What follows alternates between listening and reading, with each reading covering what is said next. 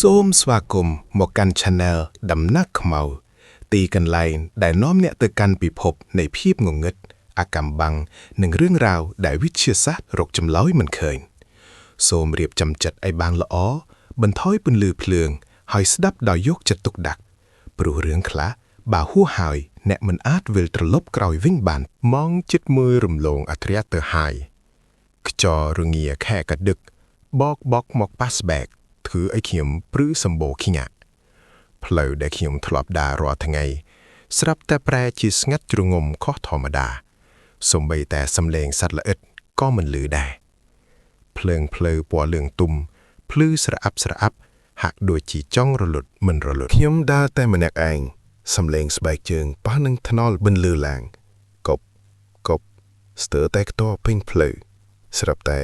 ភ្នែករបស់ខ្ញុំបានប្រទះឃើញអ្វីមួយយ៉ាងនៅចម្ងាយប្រហែល1គីឡូម៉ែត្រខាងមុខក្រោមបង្គោលភ្លើងដែលឆែកញ័រនោះមានមនុស្សម្នាក់កំពុងឈរនាងក្រុងឈុតសម្លៀកបំពាក់ពណ៌សវែងអូដីដែលមើលទៅហាក់ដូចជាប្រឡាក់ដីម៉មសក់ខ្មៅវែងអន្លាយធ្លាក់គ្របមុខចិត្តឈឹងរហូតមើលមិនឃើញភ្នែកឬច្រមុះឡើយអ្វីដែលធ្វើឲ្យឃីមបេះដូងលោតខុសចង្វាក់បំផុតនោះគឺកាយវិការរបស់នាងមិនរំកិលខ្លួននាងមិនដកដង្ហើមនាងឈរត្រង់ខ្លួនដូចជារូបសំណាកដែលគេយកមកដាក់ចោលនៅកណ្ដាលផ្លូវស្ងាត់ខ្ញុំឈប់ដើរងក់ខួរក្បាលរបស់ខ្ញុំចាប់ផ្ដើមបញ្ជាឲ្យខ្ញុំភ័យខ្លាចអារម្មណ៍មួយប្រាប់ថាមនុស្សស្រីម្នាក់នេះមិនមែនជារបស់ពិភពលោកនេះទេខ្ញុំព្យាយាមសម្រួលដង្ហើមហើយគិតក្នុងចិត្តថាប្រហែលជាស្រីឈួតទៅដឹងឬក៏គេឈរចាំនឹងណាម្នាក់ប៉ុន្តែនៅពេលខ្ញុំព្យាយាមសម្លឹងមើលជើងរបស់នាងខ្ញុំស្រាប់តែមានអារម្មណ៍ថាត្រជាក់កញ្ចាំងកក្រោមពន្លឺភ្លើងផ្លូវដែលចាំងពីលើក្បាលនាងចំខ្ញុំមិនបានឃើញស្រមោលរបស់នាងនៅលើដីឡើយបេះដូងខ្ញុំចាប់ផ្ដើមបុកភឹបខ្ញុំសម្រេចចិត្តថានឹងមិនដើរទៅមុខបន្តទៀតទេខ្ញុំត្រូវតែត្រឡប់ក្រោយវិញខ្ញុំសន្សឹមដកថយក្រោយមួយជំហានពីរជំហានរួចក៏ងាកក្រោយបំរុងនឹងរត់តែនៅពេលដែលខ្ញុំងាកក្រោយភ្លាមឈាមក្នុងខ្លួនរបស់ខ្ញុំហាក់ដូចជាកក់ឈាមជាតិអស់នៅពីមុខខ្ញុំ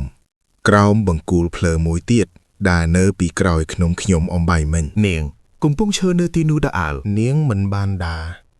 នាងមិនបានរត់ប៉ុន្តែ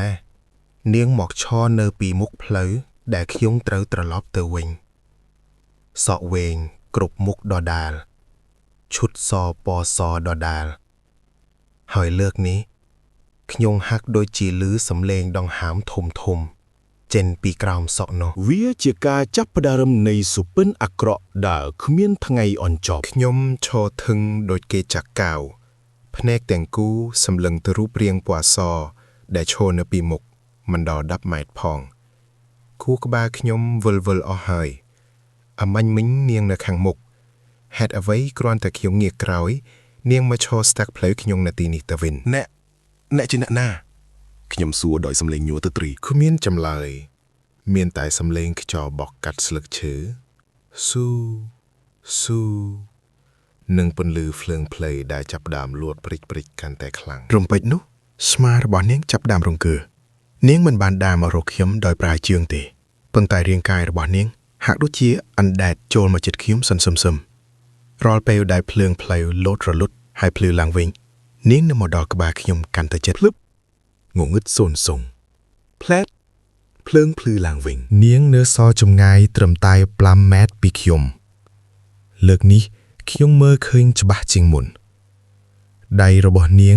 ដែលលួតចេញពីអាវពណ៌សនោះមានសភាពស្គុំក្រញៀងស្បែកពណ៌ស្វាយជាមដូចជាសាកសពដែលត្រាំទឹកជាយូរមកហើយក្រចកដៃនាងវែងហើយមានប្រឡាក់ឈាមក្រៀមជាប់ចុងរៀមខ្ញុំដឹងថាបើខ្ញុំមិនរត់ទេខ្ញុំច្បាស់ជាស្លាប់មិនខានខ្ញុំប្រមូលកម្លាំងទាំងអស់ដែលមានងាកខ្លួនរត់ចូលទៅក្នុងច្រាក់ដឿងហែមតូចមួយនៅក្បែរនោះវាជាផ្លូវកាត់ដែលងងឹតស្លុបគ្មានផ្លូវសំបីតែមួយដួងខ្ញុំរត់ទាំងមិនហ៊ានងាកក្រោយសំឡេងដង្ហើមរបស់ខ្ញុំពន្លឺឡើងខ្លាំងហត់លាយឡំយ៉ាងមួយសំឡេងបេះដូងដែលចង់ធ្លាចេញមកក្រៅរួចហើយប្រហែលជារួចហើយ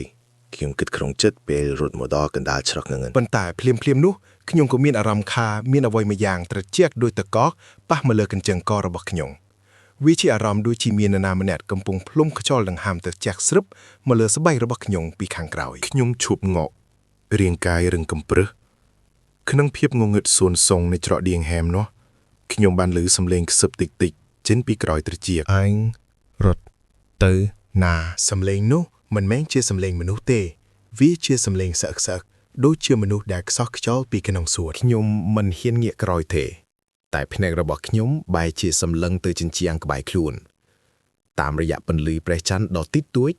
ខ្ញុំបានឃើញស្រមោលរបស់ខ្ញុំនៅលើជញ្ជាំងប៉ុន្តែអ្វីដែលគួរឲ្យតក់ស្លុតពន្ភុតនោះគឺនៅលើស្មារបស់ស្រមោលខ្ញុំមានដៃមួយគូកំពុងលក់មកអបគេពីក្រោយដៃនោះមានក្រចកវែងអន្លាយដូចអ្វីដែលខ្ញុំបានឃើញអំបញ្ញមិញបែបភាពត្រជាក់ស្រិបចេញពីម្រាមដៃស្គមក្រញីងនោះចាប់ផ្ដើមរៀលដាលពេញកញ្ចាំងករបស់ខ្ញុំមានអារម្មណ៍ថាដង្ហើមរបស់ខ្លួនឯងកាន់តែខ្លីទៅមិនមែនមកពីហត់ទេប៉ុន្តែមកពីការភ័យខ្លាចរហូតដល់ថ្នាក់បាត់បង់សមត្ថភាពដកដង្ហើមដៃទាំងគូនោះចាប់ដើមរឹតកខ្ញុំសន្សឹមកម្លាំងរបស់វាខ្លាំងខុសពីមនុស្សធម្មតាក្នុងភាពងងឹតស្លុបនៃដឿងហែមខ្ញុំព្យាយាមរើបំរាត់តែរាងកាយខ្ញុំហាក់ដូចជាត្រីមុនអាគមមួយយ៉ាងសង្កត់ជាប់នឹងដីលែងខ្ញុំទៅខ្ញុំខ្សឹបក្នុងបំពង់កទៅជិតអួលដាច់ខ្យល់ភ្លាមនោះសំឡេងសើចតិចៗក៏បន្លឺឡើងពីក្រោយខ្នងវាជាសំឡេងសើចដែលស្អកធំហើយញ័ររន្ធត់បំផុតដែលខ្ញុំធ្លាប់ឮក្នុងជីវិតខ្ញុំប្រមូលកម្លាំងចុងក្រោយចាប់ទាញខ្សែព្រះដែលម៉ែឲ្យមកតាំងពីតូចបំរុងនឹងសូត្រធัวតែស្រាប់តែដៃត្រជាក់នោះទាញកន្ត្រាស់ខ្សែខ្ញុំដាច់ខ្ទាបទៅលើដីបាត់គ្មានអ្នកណាជួយឯងបានឡើយវាខ្សឹបម្ដងទៀតលើកនេះខ្ញុំមានអារម្មណ៍ថាសក់វែងអានឡាយរបស់វាចាប់ផ្ដើមរុំព័ទ្ធមកលើមុខរបស់ខ្ញុំក្លិនដែលចេះចេញមកពីខ្លួនវាមិនមែនជាក្លិនស្អុយរលួយធម្មតាទេតែវាជាក្លិនដីខ្មោចដែលផ្អួរអាប់អួរលាយឡំជាមួយក្លិនឈាមស្រស់ដោយក្តីអស់សង្ឃឹមខ្ញុំក៏សម្រេចចិត្តធ្វើរឿងមួយដែលខ្ញុំមិនដែលគិតថាហ៊ានធ្វើខ្ញុំងាកក្បាលទៅក្រោយទាំងបង្ខំដើម្បីមើលមុខវានឹងភ្នែកនៅពេលដែលខ្ញុំងាកទៅមុខរបស់ខ្ញុំនិងមុខរបស់វានៅឃ្លាតគ្នាត្រឹមតែមួយចំអាមប៉ុណ្ណោះសក់ដែលធ្លាប់បាំងមុខវាបានរបើកចេញបន្តិចអ្វីដែលខ្ញុំបានឃើញមិនមែនជាមុខមនុស្សទេភ្នែករបស់វាគ្មានប្រស្រីភ្នែកឡើយវាមានតែរុនភ្នែកពណ៌ខ្មៅជ្រៅ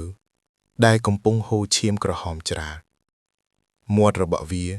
ត្រូវបានគេដេរភ្ជាប់គ្នាដោយខ្សែលួសដែកប៉ុន្តែវានៅតែព្យាយាមហែកមាត់សើចរហូតដល់ឈាមខ្ទាតមុខប៉ះនឹងមុខរបស់ខ្ញុំភ័យខ្លាចដល់ថ្នាក់ដាច់ស្មារតីដួលសន្លប់ទៅលើដីក្នុងភាពងងឹតនោះខ្ញុំដឹងខ្លួនឡើងវិញនៅពេលដែលមានពន្លឺថ្ងៃចេះមកលើភ្នែកខ្ញុំដេកនៅកណ្ដាលផ្លូវដឿងហែមដដែលខ្លួនប្រាណខ្ញុំញ័រទៅត្រើតហើយនៅពេលដែលខ្ញុំលើកដៃប៉ះកញ្ចឹងកខ្ញុំបានឃើញស្នាមជូមខ្មៅរៀងរាមដៃដិតជាប់ស្បែកយ៉ាងច្បាស់ខ្ញុំប្រញាប់ក្រោកឈររត់ចេញពីទីនោះសំដៅទៅផ្ទះក្នុងចិត្តគិតថារឿងគ្រប់យ៉ាងបានបញ្ចប់ហើយវាកន្លងផុតទៅជាមួយយប់មិញហើយខ្ញុំរត់មកដល់មុខទ្វារផ្ទះចាក់សោចូលទៅខាងក្នុងរួចផ្អែកខ្នងនឹងទ្វារដកដង្ហើមធំដោយក្តីធូរស្រាលខ្ញុំដើរទៅបន្ទប់ទឹកដើម្បីលាងឈាមដែលជាប់លើមុខចេញប៉ុន្តែនៅពេលដែលខ្ញុំងើបមុខសម្លឹងមើលទៅក្នុងកញ្ចក់បេះដូងខ្ញុំស្ទើរតែឈប់ដាល់ជាលើកទី2នៅក្នុងកញ្ចក់នោះមិនមែនមានតែរូបខ្ញុំម្នាក់ឯងនៅពីក្រោយខ្នងរបស់ខ្ញុំក្នុងបន្ទប់ទឹកដ៏តូចចង្អៀតនេះនាងកំពុងឈរនៅទីនោះម្ដងទៀតតើវិញ្ញាណវិលវល់នេះតាមមកដល់ក្នុងផ្ទះរបស់ខ្ញុំដល់របៀបណាខ្ញុំឈរធឹងរាងកាយកកដោយតកកនៅក្នុងកញ្ចក់បន្ទប់ទឹកដែលស្រអាប់ដោយចំហាយទឹកខ្ញុំឃើញរូបភាពខ្លួនឯងឈរញ័រទៅត្រើតហើយនៅពីក្រោយក្នុងខ្ញុំគឺជារូបរាងស្រីសក់វែងក្នុងឈុតពណ៌សដដែលនាងឈរជិតបំផុតជិតរហូតដល់ចុងសក់របស់នាងធ្លាក់មកប៉ះនឹងស្មារបស់ខ្ញុំមែនទែនប៉ុន្តែអ្វីដែលចម្លែកបំផុតនោះគឺនៅពេលដែលខ្ញុំញីក្បាលទៅមើលពីក្រោយខ្នងផ្ទាល់ទទេស្អាតគ្មានមនុស្សគ្មានស្រមោលគ្មានអ្វីទាំងអស់បេះដូងខ្ញុំលោតញាប់ស្ទើរធ្លាទ្រូង ខ្ញុំងាកមកមើលគ្រឿងកញ្ចក់វិញនាងនៅតែឈរនៅទីនោះ លើកនេះនាងចាប់ផ្ដើមធ្វើចលនានៅក្នុងកញ្ចក់នាងសឹមលើកដៃស្គុំក្រញីងដែលមានក្រចកខ្មៅវែងនោះមកដាក់លើស្មារបស់រូបភាពខ្ញុំក្នុងកញ្ចក់អ្វីដែលគួរឲ្យរន្ធត់បំផុតគឺខ្ញុំមានអារម្មណ៍ថាស្មារបស់ខ្ញុំធ្ងន់សង្កត់ចុះមកមែនដូចជាមានគេយកដុំថ្មមកដាក់ពីលើ ចេញពីផ្ទះអញទៅ ខ្ញុំស្រែកទាំងភ័យខ្លាំងរួចក៏យកទឹកក្បាលរ៉ូប៊ីណេមកជះដាក់កញ្ចក់ដើម្បីកុំឲ្យឃើញរូបភាពនោះប៉ុន្តែវាកាន់តែអាក្រក់ជាងមុននៅពេលដែលទឹកហូរជក់កញ្ចក់ស្រាប់តែមានអក្សរឈាមលេចឡើងពីខាងក្នុងកញ្ចក់សន្សឹមឯងឃើញអញហើយរំពេចនោះសំឡេងក្រៀងបន្លឺឡើងយ៉ាងខ្លាំងកញ្ចក់បន្ទប់ទឹកស្រាប់តែផ្ទុះបែកជាបំណែកតូចៗខ្ទាតបែនដីបំណែកកញ្ចក់មួយបានមុតចំថ្ពាល់ខ្ញុំធ្វើឲ្យឈាមហូរស្រក់មកខ្ញុំដួលទៅលើដីព្យាយាមវាចេញពីបន្ទប់ទឹកទាំងផិតភ័យក្នុងខណៈដែលខ្ញុំកំពុងវានោះខ្ញុំបានក្រឡេកទៅមើលបំណែកកញ្ចក់អាលបែកខ្ចាត់ខ្ចាយលើការ៉ូក្នុងបំណែកកញ្ចក់នីមួយៗខ្ញុំមិនឃើញរូបភាពបន្ទប់ទឹកទេប៉ុន្តែខ្ញុំឃើញភ្នែករបស់នាងបំណែករាប់រយបង្ហាញពីភ្នែករាប់រយដែលកំពុងសម្លឹងមកខ្ញុំពីគ្រប់ទិសទីខ្ញុំរត់ចេញមកបន្ទប់ទទួលភ្ញៀវបំរុងនឹងបើកទ្វារផ្ទះរត់ទៅរកអ្នកជិតខាងតែនៅពេលដែលដៃខ្ញុំប៉ះនឹងដៃទ្វារសំឡេងទូរស័ព្ទរបស់ខ្ញុំដែលទុកនៅលើតុក៏បន្លឺឡើងខ្ញុំងាកទៅមើលលេខដែលទេចូលវាគ្មានលេខទេវាភាគដោតែភាគថា unknown លេខមិនស្គាល់ដោយសារភាពតក់ស្លុតខ្ញុំក៏ចុចទទួលដោយមិនដឹងខ្លួនដំបូងឡើយគឺមានតែសំឡេងខ្យល់ដង្ហើមញាប់បន្ទាប់មកគឺសំឡេងកក់ខិតគ្នាដោយគេអូសាក់សពលើផ្ទះឈើហើយចុងក្រោយសំឡេងមនុស្សស្រីម្នាក់ខ្សឹបតាមទូរស័ព្ទយ៉ាងច្បាស់ក្បាលត្រចៀកខៀងមើលមកលើពីដានខ្ញុំលេបទឹកមាត់ក្អឹកញ័រដៃញ័រជើងរួយសន្សឹមងើបក្បាលសម្លឹងមើលទៅលើពីដានផ្ទះនៅពេលបែរក្បាលរបស់ខ្ញុំងើបឡើងសម្លឹងទៅលើពីដានផ្ទះឈាមក្នុងខ្លួនរបស់ខ្ញុំហាក់ដូចជាឈប់ចរាចរណ៍នៅលើពីដានពណ៌សស្អាតដែលខ្ញុំធ្លាប់ឃើញរាល់ថ្ងៃពេលនេះវាប្រែជាមានស្នាមដាមពណ៌ខ្មៅរាងមនុស្សម្នាក់វាមិនមែនជាស្រមោលទេប៉ុន្តែវាជានា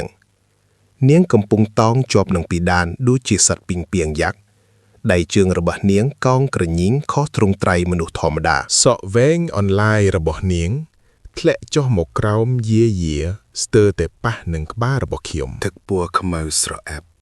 ក្លិនស្អុយឆ្អាបដូចឈាមដែលផ្អូមជាច្រើនថ្ងៃបានស្រុកពីសក់របស់នាងមកចំថ្ងាសរបស់ខ្ញុំចង់ស្រែកតែសំឡេងវាហាក់ដូចជាខ្ទប់នៅក្នុងបំពង់កភ្នែករបស់នាងដែលគ្មានប្រស្រីភ្នែកនោះសម្លឹងចក់មកចំភ្នែករបស់ខ្ញុំពីខាងលើរំពេចនោះរាងកាយរបស់នាងក៏ធ្លាក់ចុះមកពីដាននាងចុះមកឈរនៅពីមុខខ្ញុំចម្ងាយត្រឹមតែមួយទឹកប៉ុណ្ណោះក្លិនស្អុយភាយចេញពីខ្លួននាងធ្វើឲ្យខ្ញុំចង់ក្អួតលើកនេះនាងមិនឈរស្ងៀមទៀតទេដៃដ៏ស្គុំវែងរបស់នាងលក់មកចាប់ច្របាច់ករបស់ខ្ញុំយ៉ាងខ្លាំងរហូតដល់ខ្លួនខ្ញុំត្រូវលើកផុតពីដីអញស្រេកឃ្លាននាងនិយាយចេញមកទៀងដែលមាត់ដែលដេដោយលួសស្ដែកនោះនៅតែបិទចិត្តសំឡេងនោះចេញមកពីក្នុងទ្រូងរបស់នាងខ្ញុំព្យាយាមប្រើដៃរើបំរាស់តែដៃរបស់នាងរឹងដូចដែកក្នុងខណៈដែលដង្ហើមរបស់ខ្ញុំជិតដាច់ខ្ញុំបានក្រឡេកទៅឃើញរូបថតចាស់មួយសន្លឹកដែលធ្លាក់ចេញពីធ្នើសេផៅដោយសារការរិញជួយអំបញ្ញមិញក្នុងរូបថតនោះគឺជាផ្ទះរបស់ខ្ញុំកាលពី30ឆ្នាំមុនហើយអ្វីដែលធ្វើឲ្យខ្ញុំទុកស្លុតបំផុតនោះគឺនៅមុំម្ខាងនៃរូបថតមានមនុស្សស្រីម្នាក់ឈរនៅក្រោមដើមឈើក្រោយផ្ទះនាងមានសម្លៀកបំពាក់និងសក់វែងដូចស្រីម្នាក់ដែលកំពុងច្របាច់កខ្ញុំបេះបិទនេះមិនមែនជាការជួបគ្នាដោយចៃដន្យទេនាងនៅទីនេះតាំងពីយូរណាស់មកហើយរំពេចនោះសំឡេងជួងវត្តនៅក្បែរផ្ទះក៏បន្លឺឡើងងំជាសញ្ញាប្រាប់ថាចិត្តភ្លឺនាងស្រាប់តែលែងដៃពីកបឹងខ្ញុំរួចក៏រលាយបាត់ទៅក្នុងភាពងងឹតនៃជ្រុងបន្ទប់ដូចជាផ្សែងអបខ្ញុំដួលខ្ពាក់ទៅលើដី ดอกดังห้ามยวบยอกจอขยุมดังถาเนียงเหมือนบานแต่นาชงายทีเนียงกรอนแต่รงจำเป็นลื้อทั้งไงรนหลุดแต่วิ่งแต่ปนโนขยุมเตยแต่ดังเงยบานถาตาวเนียงจีนนาให้แฮดเอาไว้บานจีเนียงโชจำขยุมในติโนคิมก็สำหรับจิตดาวตัวกรอยพะแทะสำดาวตัวโรคดามชื่อถมแดกคืนคนึงรูปทอดจ้านุ ผลลื้อพระอาทิตย์ปวกระหมจราลในเปรประลมมันบ้านทั่วไอ้ขยุมเมียนอารามก็กระดาวเลยขยุมดาวตัวกรอยพะแทะเตียงคลวนยอตัวเตยสำดาวตัวโรคดามจรีทุมมวยได้โชตระแดดในจรุงระบองดามจรีนี้เมียนอายุกาลรอบสับชนำหมกหายเมฆเที่ยงระบบเวียโดยียงมือเต้ยโดยเจียใดบิศาจได้เชื่อเยี่ยมกระสอบหยบเตะระบบขยงขยมจับประดามจิกใดในจำจังนึกแต่สเตรย์จงรูปถอดนูชอ สำเล้งจอบจีกใดบรรลือล่างขนงเพียบสงบสงัดบรรตัวปีจีกบานจำเรยประแฮลกลาแมดจอบประบอกขยมก็ปะนึงเอาไว้มือยางแดรึงขยมประยับประใดกายใดจันเวียคือจีประอบเชอจ้ามวยได้ระลุยจิตออฟเตอร์ไฮเนื้อเปลได้ขยมบากประอบโนจันขยมสเตือแต่แรงเมียนดังหามดอกเนื้อขนมประอบเมียนซอกขมายแวงออนไลน์มวยบัดถมรุมปวดยุมวิญรูปถอดสไลมนักได้มุกตรือ บานเกจโกดจันระโหดเมินมันสกอลหนึ่งเมียนสันหลักกิจสัญญาเฉียมมวยฉบับอักซอขนงสลักนุสอเสธาดอกดูวิญญาณดำใบกาเปียพิธานีเนียงหนึ่งมันเตือนนาร้อยดอราบหน้าเมียนมนุษย์รถเนาตีนี้รมเป็ดนุคิจอลตระจะมวยบอกมอกอย่างคลังตัวใบจิเมกำปงมีนปนลือทางไงก็ได้คิดว่าเงี้ยมือจุ่มวิงคลวนสลับแต่เคยถาสระมอนในดามจุไรแด่ช่างลือใดมันแม้นจีเรียงเมเชอเตวิจิรูปเรียงมนุษย์ไรช่อตรองคลวนสระเมานุจับดามรมเกลตามใดโจลมาจิตเจิงระบอกขยมจองรถแต่สรับแต่เจิงระบอกขยมดอกมันรวดดูจีเมียนใดรอบรอยเจนปีขนงใดมาจับเจิงขยมจวบแรงอันตื้อขยมใส่คลังขนงเป็นนุสำเลงยุมสักสวลก็บรรลือเจนปีขนังดามเฉยเวียมันแมนจีสำเลงลงบรรลายเตแต่เวียจีสำเลงยุมได้กระไดชีจับบำพดขยุมกระเล็กตัวมือเลยดามเชอหายเอาไว้ได้ขยุมเคินคือสักสับระบอเนียงมันแมนโชเต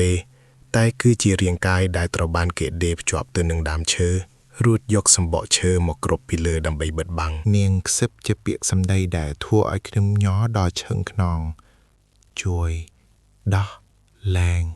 อังสำเลงลัวแดกได้ดัดเจนปีมอดเนียงบรรเลอลางพดัดดูเจียกสายอุปกรณ์ต้นตระไตรได้ดัดมาดองมวยเชียมขมาวได้สรอกโมเลอมุกขยมเวียกระดาวโดยตึกปุเถือเอาสบายขยมกระหายโดยเกยกเพลิงหมอดัดจุยดอแรงอังสำเลงนุแรงสวักติถอยเวปลายจะสรุยสราวบรรลุกต่อเป็นตระจีขยมมนาเนื้อสงียมบานเตตัวใบจะไผ่คลากดอกถนักจองสันหลบก็เข้มดึงถาเบอร์ขยมมันเฟือไว้มวยเตเนียงหนึ่งเตียงเข้มไอเตอเนื้อจมวยเนียงมันคันเข้มสำลังเมื่อตะขนมประอบเชอได้จีกบานำบังมิงกราวปีใบสอหนึ่งรูปถอดเข้มเคยเมียนกำบัดเจ็ดบรรลายจ้ามวยได้เมียนจ้าอัคราขมายงงเงิดขยมจับกำมัดนุรูดดาวสำดาวตะโรกดามจไรทมนุรอจำเฮียนได้ขยมดาวตะจิตสำเลงซับขนมกบาขยมกันแต่ครั้งลางกลมตะจิตเวียแต่ขยมขมิ้นจุ่มเรือลายขยมจับประดามโยกำบัดโนจะกับตะเลสมบอกดามจไรจอมกันแหล่งได้สะสอบเนียงเตรเกเดจวบรำเปิดนุวัตถุเรียวพวกขมาวโดยจิเชียมสะสอบบ้านบังเจนปีดามเชอหมกจอมคลุนขยมโจกดามจไรจับดามยอรำเกิดโดยจิเมียนจีวัดไม่เชอได้เนื้อข้างเลอบ้านแถลกโจกหมกรำปอดจุ่มวิงคลุนขยมเชื่อเยี่ยมเตียงขยมอ้อยเจนพี่ดามเชอโนขยมมันโปรมฉบขยมกับนั่นแหกสมบอกเชื่อนุชิงสรับตาสมบอกเชื่อดอกกราดบานระเบิกเจนหมอกให้บังหายอ้อยเคยเนือกรวงเชิงมนุษย์ไรมันแอกได้ช่อตรองคลุนในคลงดามเชอกรวงเชิงนัวเตรบานกีปราได้โกลพรำปีจากดาวชวบตัวหนึ่งสัตเชอดำใบบังหางวิเนียนมันเอาเตอหนาพดเนเปได้โกลจุงกร้อยเตรบางชิมดอกเจงสรับแต่มินเป็นลือปอคิวอัพอวลเจียเจงโมรูปเรียงเนียงชดซอกแวงก็เล็กเจงหมอกโชเนปีมุกขยมมาดองเตียดเลือกนี้เนียงมันบ้านพี่เยี่ยมจะระบายกอขยมเต នាងសម្លឹងមកខ្ញុំដោយភ្នែកដែលពួរពេញដោយភាពឈឺចាប់នាងលើកដៃដែលស្គមក្រញីងនោះចង់អុលទៅកាន់បន្ទប់ក្រៅដីនៃផ្ទះរបស់ខ្ញុំនៅទីនោះវានៅទីនោះនាងសាប់រំពេចនោះរូបភាពអតីតកាលបានរត់ចូលមកខឹងខួរក្បាលខ្ញុំដូចជាខ្សែភាពយន្តខ្ញុំបានឃើញបរិសម្នាក់ដែលមានមុខមាត់ស្រដៀងនឹងតារបស់ខ្ញុំកំពុងតែដេរមាត់ស្ត្រីម្នាក់នេះទាំងរស់រួចយកនាងមកបង្ខាំងក្នុងដើមឈើដែលមេធ្វើពិធីសែនព្រានឲ្យផ្ទះនេះមានលាភជ័យនិងការពារសត្រូវស្ត្រីម្នាក់នេះគឺជាអ្នកបម្រើក្រុមផ្ទះនេះកាលពី50ឆ្នាំមុននាងត្រូវបានគេសម្លាប់ដោយភាពអយុត្តិធម៌បំផុតនាងមិនមែនតាមលងខ្ញុំដើម្បីសម្លាប់ខ្ញុំទេនាងតាមខ្ញុំដើម្បីឲ្យខ្ញុំដឹងថាអ្នកដែលសម្លាប់នាងនៅតែមិនទាន់ទៅណាឡើយវានៅក្នុងបន្ទប់ក្រោមដីវាកំពុងចាំឯងពាក្យខ្សឹបរបស់នាងនៅតែលន់លឺរំពងគ្រឿងត្រចៀកខ្ញុំវានៅក្នុងបន្ទប់ក្រោមដីរូបរាងរបស់នាងចាប់ដើមរលាយបាត់ទៅក្នុងខ្យល់អាកាសប៉ុន្តែម្រាមដៃរបស់នាងនៅតែចង្អុនបង្ហាញផ្លូវទៅកាន់ទ្វារឈើចាក់មួយដែលនៅគៀនជញ្ជាំងផ្ទះបាយខ្ញុំមិនដែលហ៊ានបើកទ្វារនោះទេតាំងពីខ្ញុំរើមកនៅទីនេះប៉ាម៉ាខ្ញុំតែងតែប្រាប់ថាវាជាកន្លែងទុកអីវ៉ាន់ចាស់ៗនិងមានសត្វអស្រពេះច្រើនប៉ុន្តែពេលនេះខ្ញុំដឹងថាអ្វីដែលនៅខាងក្រោមនោះគឺអាក្រក់ជាងសត្វអស្រពេះទៅទៀតសំឡេងទ្វារឈើរបោកឡើងយឺតៗបញ្ចេញក្លិនផ្អួរអាប់និងក្លិនដែលខ្ញុំស្គាល់ច្បាស់ក្លិនដែកគោច្រេះនិងសាច់ស្អុយខ្ញុំកាន់ពិលដើរចុះតាមចន្ទាឈើដែលដុះស្លែរាល់ជំហានដែលខ្ញុំឈានចុះទៅចន្ទាហាក់ដូចជាចង់បាក់ពន្លឺពិលរបស់ខ្ញុំបានជែកទៅចំកណ្ដាលបន្ទប់ក្រោមដីនៅទីនោះខ្ញុំឃើញកៅអីឈើមួយហើយមានមនុស្សម្នាក់កំពុងអង្គុយនៅលើនោះបេះដូងខ្ញុំសឹងតែលោតចេញមកក្រៅពេលឃើញថាអ្នកដែលអង្គុយនោះគឺជាតារបស់ខ្ញុំគាត់អង្គុយថ្មឹងកណូឈុតសម្លៀកបំពាក់កាលពីចំនួនមុនប៉ុន្តែអ្វីដែលគួរឲ្យតក់ស្លុតបំផុតគឺស្បែករបស់គាត់ស្ងួតក្រៀមជាប់នឹងឆ្អឹងដូចជាសាកសពម៉ាមីហើយនៅជុំវិញកៅអីរបស់គាត់មានខ្សែលួចដែកដៀបជាប់រាងកាយគាត់ទៅនឹងអ៊ីតការ៉ូរំពេចនោះភ្នែកដែលស្ងួតក្រៀមរបស់សាកសពតារបស់ខ្ញុំក៏បើកឡើងជញ្ចក់ចៅមកជួយតាឡែនទេសំឡេងនោះបន្លឺឡើងចេញពីមាត់ដែលគ្មានធ្មេញខ្ញុំដកថយក្រោយទាំងភ័យខ្លាចប៉ុន្តែស្រាប់តែទ្វារបន្ទប់ក្រោមដីពីលើក្បាលខ្ញុំផាំងបិទជិតឈឹងពន្លឺពើរបស់ខ្ញុំចាប់ផ្ដើមព្រិចរួចក៏រលត់ងងឹតសូនសុងក្នុងភាពងងឹតនោះខ្ញុំឮសំឡេងអូសជើងយឺតកក់កឹតវាមិនមែនមានតែតារាប់របស់ខ្ញុំម្នាក់ឯងទេខ្ញុំមានអារម្មណ៍ថាមានមនុស្សរាប់សិបនាក់កំពុងចោមរោមជុំវិញខ្លួនខ្ញុំក្នុងបន្ទប់ដ៏តូចនេះសំឡេងខ្សឹបយំសោកបន្លឺឡើងពីគ្រប់ទិសទីនាងនៅទីនោះនាងឈរនៅទីនោះសាកសពតារារបស់ខ្ញុំស្រែកឡើងទាំងភ័យខ្លាចខ្ញុំចុចពើឲ្យភ្លឺឡើងវិញអ្វីដែលខ្ញុំឃើញគឺនាងស្ត្រីសក់វែងកំពុងឈរនៅពីក្រៅខ្នងតារបស់ខ្ញុំដៃរបស់នាងកំពុងកាន់ខ្សែលួចដែកវែងអានឡាយនាងសម្លឹងមកខ្ញុំរួចក៏សឹមយកខ្សែលួចនោះមកដេរមាត់សាកសពតារបស់ខ្ញុំម្ដងទៀតសំឡេងលួសចាក់ទម្លុះសាច់ស្ងួតបន្លឺឡើងយ៉ាងច្បាស់នាងងាកមកមើលខ្ញុំភ្នែកដែលធ្លាប់តែហូរឈាមពេលនេះប្រែជាពណ៌ក្រហមឆេះដោយភ្លើងនរកពាក្យសម្ដីនោះបន្លឺឡើងខ្ទរពេញបន្ទប់ក្រោមដីដែលតូចចង្អៀតខ្ញុំដកថយក្រោយរហូតខ្នងប៉ះនឹងជញ្ជាំងដែលត្រជាក់ស្រិបពីលក្នុងដៃរបស់ខ្ញុំញ័រទៅត្រើតចាំងទៅចំមុខរបស់នាងដែលកំពុងឈរជាន់ពីលើសាកសពតារបស់ខ្ញុំនាងសិនសឹមលូកដៃទៅក្នុងទ្រូងរបស់សាកសពនោះរួចទាញយកក្រដាសស្បែកសត្វចាស់មួយសន្លឹកដែលប្រឡាក់ឈាមឡើងខ្មៅដិតវាគឺជាកិច្ចសន្យាពូចំបោរំពេចនោះរូបភាពក្នុងខួរក្បាលខ្ញុំក៏លេចឡើងយ៉ាងច្បាស់ការដែលនាងត្រូវបានគេសម្លាប់នឹងបង្ខាំងក្នុងដើមឈើ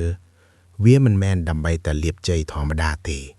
ប៉ុន្តែគឺដើម្បីដោះដូរជីវិតដារបស់ខ្ញុំបានសន្យាថានឹងផ្ដល់ឈាមដំបូងនៃកូនប្រុសច្បងក្នុងគ្រប់ចំនួនដើម្បីឲ្យវិញ្ញាណរបស់នាង នៅបន្តការពារទ្រព្យសម្បត្តិនិងផ្ទះនេះ ហើយកូនប្រុសច្បងក្នុងចំនួននេះ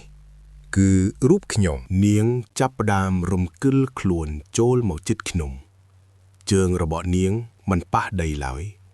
សំលៀកបំពាក់ពណ៌សដែលប្រឡាក់ឈាមនោះហើយយាដូចជាមានខ្យល់បក់ពីក្រោមនាងលើកដៃដែលមានក្រចកវែងអន្លាយចង្អុលមកចំទ្រូងរបស់ខ្ញុំឈាមសងឈាមខ្ញុំមានអារម្មណ៍ថាទ្រូងរបស់ខ្ញុំចាប់ដាងឈឺខ្ទួកដូចជាមានដៃដែលមើលមិនឃើញកំពុងតែលូកចូលមកកន្ត្រាក់បេះដូងភ្លាមចេញពីក្នុងខ្ញុំដួលចុះទៅលើដីបំរាស់នានាវដោយក្តីឈឺចាប់បំផុតក្នុងពេលនោះភ្នែករបស់ខ្ញុំបានក្រឡេកទៅឃើញធុងសាំងចាស់មួយដែលប៉ាក្មេងទុកចោលនៅជ្រុងបន្ទប់គំនិតមួយបានលេចឡើងក្នុងខួរក្បាលដែលចិត្តនឹងងងឹតស្លុបរបស់ខ្ញុំបើផ្ទះនេះជាទ្រង់បង្ខាំងនាងហើយឈាមខ្ញុំជាអាហាររបស់នាងខ្ញុំត្រូវតែបំផ្លាញអ្វីគ្រប់យ៉ាងខ្ញុំប្រមូលកម្លាំងជុំក្រោយវាទៅរកធុងសាំងនោះទៀងដែលដៃត្រជាក់របស់នាងកំពុងតែចាប់អ៊ូជើងខ្ញុំថយក្រោយនាងហែកមាត់សើចយ៉ាងរន្ធត់ឈាមខ្មៅខ្ទាតមកពេញមុខខ្ញុំអត់ទេវាមិនអាចបញ្ចប់បែបនេះទេខ្ញុំស្រែកឡើងរួចក៏ទត់ធុងសាំងឲ្យកំពុបស្រោចពេញឥតនឹងជើងរបស់សាកសពតារបស់ខ្ញុំដកដៃកេះចេញពីហូប៉ៅដៃកេះដែលខ្ញុំតាំងទៅដាក់តាមខ្លួនដើម្បីជក់បារីដៃរបស់ខ្ញុំញ័ររហូតដល់កេះមិនឆេះ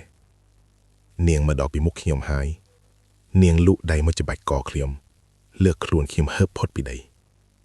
មុខរបស់នាងនិងមុខរបស់ខ្ញុំប៉ះគ្នាគៀបបំផុត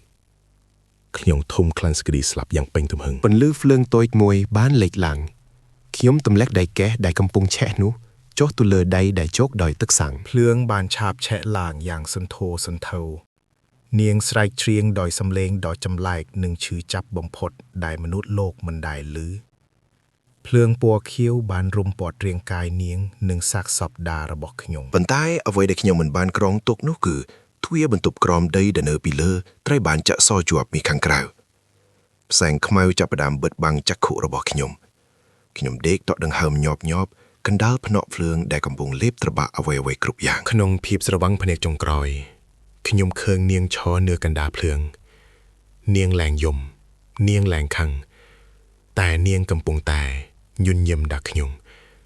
ញញឹមដូចជាបានសម្រេចបំណងអ្វីមួយយ៉ាងកម្ដៅភ្លើងឆាបឆេះសន្ធោសន្ធៅផ្សែងខ្មៃអាប់អួរពេញសួតធ្វើឲ្យខ្ញុំដកដង្ហើមស្ទើរតែមិនចេញខ្ញុំដេកដួលលើបីសម្លឹងមើលរាងកាយរបស់នាងដែលកំពុងរលាយបាត់ទៅក្នុងអណ្ដាតភ្លើងនាងឈរស្ងៀមសម្លឹងមកខ្ញុំដោយស្នាមញញឹមដ៏ត្រជាក់ស្រឹបដែលខ្ញុំមិនអាចបំភ្លេចបានពេញមួយជីវិតចប់ហើយគ្រប់យ៉ាងត្រូវចប់នៅទីនេះខ្ញុំគិតក្នុងចិត្តរួចក៏បិទភ្នែកទទួលយកសេចក្តីស្លាប់ជួយផងមានមនុស្សនៅខាងក្នុងសំឡេងស្រែកហៅនិងសំឡេងធាក់ទម្លុះទ្វារបន្លឺឡើងយ៉ាងខ្លាំងខ្ញុំមានអារម្មណ៍ថាមានដៃមនុស្សជាច្រើនមកលើកគ្រារូបខ្ញុំចេញពីភ្នក់ភ្លើងនោះជាជនអ្នកជិតខាងនិងក្រុមជួយសង្គ្រោះពួកគេបានឃើញផ្សែងហុយចេញពីផ្ទះរបស់ខ្ញុំក៏ប្រញាប់មកជួយទាន់ពេលវេលាខ្ញុំត្រូវបានបញ្ជូនទៅមន្ទីរពេទ្យផ្ទះចាស់នោះត្រូវបានភ្លើងឆេះអស់គ្មានសល់រួមទាំងដើមជ្រៃធំនៅក្រោយផ្ទះផងដែរប៉ូលីសបានរកឃើញគ្រួងឆាំងមនុស្ស2នាក់នៅក្នុងគំនរផេះផុងម្នាក់គឺសាកសពតារបស់ខ្ញុំដែលបាត់ខ្លួនយូរមកហើយនិងម្នាក់ទៀតគឺជាគ្រួងឆាំងស្ត្រីដែលគ្នាអ្នកស្គាល់អត្តសញ្ញាណមួយខែក្រោយនោះខ្ញុំបានរើទៅរស់នៅខុនដូថ្មីមួយកណ្ដាលក្រុងខ្ញុំព្យាយាមបំភ្លេចរឿងរ៉ាវអាក្រក់ទាំងអស់នោះគ្មានទៀតទេសម្រាប់យំគ្មានទៀតទេក្លិនសាកសពនិងគ្មានទៀតទេនាងដែលធ្លាប់ចាំខ្ញុំជីវិតរបស់ខ្ញុំហាក់ដូចជាត្រឡប់មកជារឿងធម្មតាវិញយប់មួយខ្ញុំដើរត្រឡប់មកពីធ្វើការវិញយឺតបន្តិចផ្លូវដើរក្នុងខុនដូស្ងាត់ជ្រុងងំពន្លឺភ្លើងពណ៌សភ្លឺច្បាស់ខុសពីភ្លើងផ្លូវពណ៌លឿងទុំកាលពីមុនខ្ញុំមានអារម្មណ៍កក់ក្ដៅនិងសុវត្ថិភាពខ្ញុំដើរទៅដល់មុខជណ្ដើរយន្តរួចចុចប៊ូតុងរងចាំទ្វារជណ្ដើរយន្តបើកឡើងខាងក្នុងនោះទទេស្អាតគ្មានមនុស្សម្នាក់ឡើយខ្ញុំដើរចូលទៅរួចចិត្តលេខជាន់ទី14ទ្វារចាប់ផ្ដើមបិទជិតសន្សឹមក្នុងខណៈដែលទ្វារជិតនឹងជួបគ្នា ខ្ញុំបានក្រឡេកមើលទៅក្នុងកញ្ចក់ដកភ្លឺរលោងនៃចិន្តាយន្តខ្ញុំញញឹមដាក់ខ្លួនឯងក្នុងកញ្ចក់ព្រោះមានអារម្មណ៍ថាខ្លួនឯងរឹងមាំដែលឆ្លងផុតរឿងនោះមកបានប៉ុន្តែស្នាមញញឹមរបស់ខ្ញុំក៏ប្រែជាស្លេកស្លាំងនៅក្នុងកញ្ចក់នោះនៅគៀនជ្រុងចិន្តាយន្តដែលងងឹតបន្តិចខ្ញុំបានឃើញស្បែកជើងពណ៌សមួយគូខ្ញុំងាកក្បាលទៅមើលជុំវិញខ្លួនភ្លាមៗទទេស្អាតក្នុងចិន្តាយន្តមានតែខ្ញុំម្នាក់ឯងគត់ខ្ញុំងាកមកមើលក្នុងកញ្ចក់វិញទាំងញ័រខ្លួនលើកនេះវាមិនមែនមានតែស្បែកជើងទេរូបរាងពណ៌សសក់វែងក្របមុខកំពុងតែឈរនៅពីក្រោយក្នុងខ្ញុំយ៉ាងច្បាស់នាងមិនបានបាត់ទៅណាឡើយភ្លើងមិនអាចសម្លាប់វិញ្ញាណដែលជាប់បំណុលឈាមបានទេនាងសិនសឹមលោកដៃមកដាក់លើស្មារបស់ខ្ញុំមានអារម្មណ៍ថាស្មារបស់ខ្ញុំត្រជាក់ស្រិបដូចទឹកកកនាងខ្សឹបតិចនៅក្បែរត្រចៀកខ្ញុំតែលើកនេះសំឡេងនាងប្រែជាស្រទន់តែគួរឲ្យរន្ធត់បំផុតអរគុណដែលដោះលែងអញឥឡូវនេះអញអាចតាមឯងបានគ្រប់ទីកន្លែងហើយទ្វារចិន្តាយន្តបើកឡើងនៅជាន់ទី9ក្នុងកាមេរ៉ាសុវត្ថិភាពមើលឃើញតែខ្ញុំម្នាក់ឯងដែលដើរចេញពីចិន្តាយន្តក្នុងកាយវិការរឹងកំព្រឹសប៉ុន្តែបើអ្នកពិនិត្យឲ្យច្បាស់អ្នកនឹងឃើញថាស្រមោលរបស់ខ្ញុំលើដីមានសក់វែងអូសដកដីនាងនៅតែឈរនៅទីនោះដដែលសូមអរគុណប្រិយមិត្តដែលបានតាមដានរឿងនាងឈរនៅទីនោះចងចាំថាពេលខ្លះអ្វីដែលអ្នកឃើញអាចជារឿងដែលអ្នកមិនគួរឃើញឡើយហើយយប់នេះមុននឹងបិទភ្នែកដេកកុំភ្លេចញៀកមើលទៅជ្រុងបន្ទប់ផងក្រែងលោនាងកំពុងឈរនៅទីនោះរាត្រីសួស្តី